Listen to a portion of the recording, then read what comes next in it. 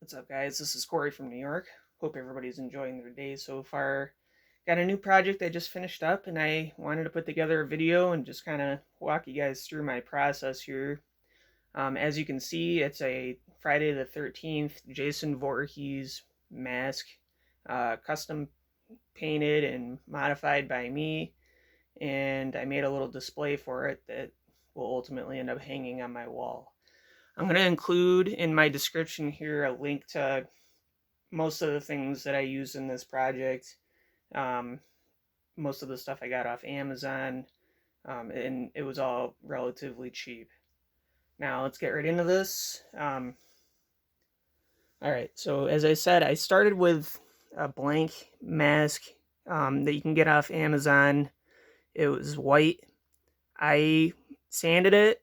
I primed and painted it with Krylon meringue spray paint, and I went through with like a Dremel tool, added some gouges, took a chunk out of the top of the mask, um, got a varying effects with the Dremel tool and the sandpaper, a little bit of X-Acto knife work in there.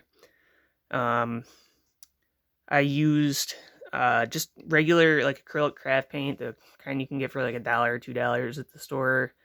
Nothing too fancy to add a paint wash to these. Rusted up the snaps,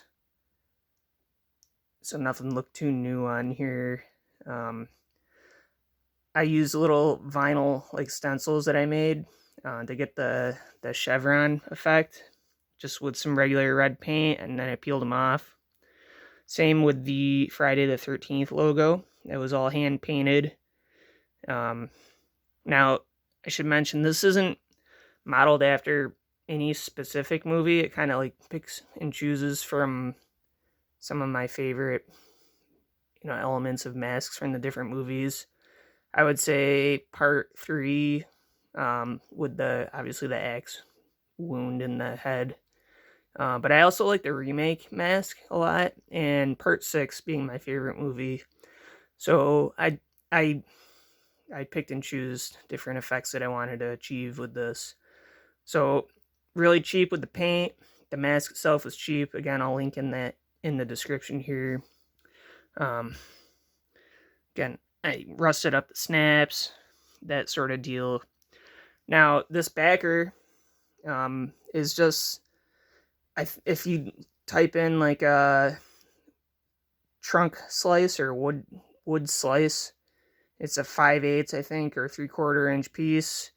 That I actually tried using a stain on my first attempt, and it didn't get the effect I was going for. So I ended up just mixing up some grayish brownish paint, watered down, and used that instead, and I got closer to what I was looking for.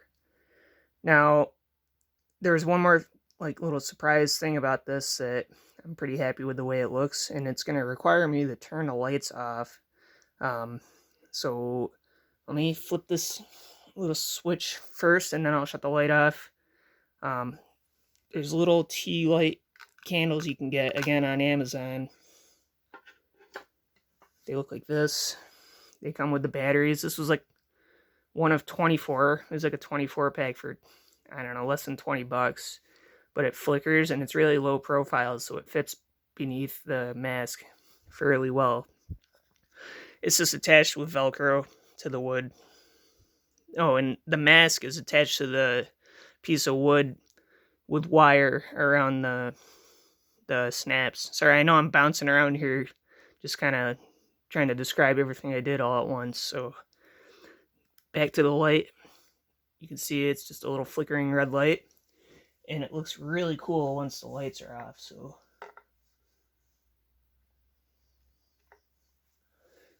all right, I'm gonna flip the light. As you can see, that looks pretty sick. A little bit of jack-o'-lantern effect there.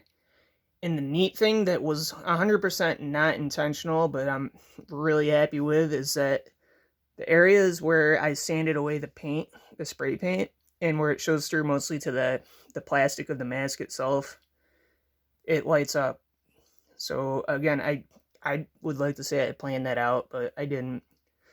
However, I'm beyond thrilled with the result here. So I'll link everything in the description, the lights, the mask, the piece of wood, everything, but probably the paint. Yeah, I don't think I have anything else to say about this, but if you guys have any questions on my process, feel free to shoot me a comment, and I'll do my best to get back to you.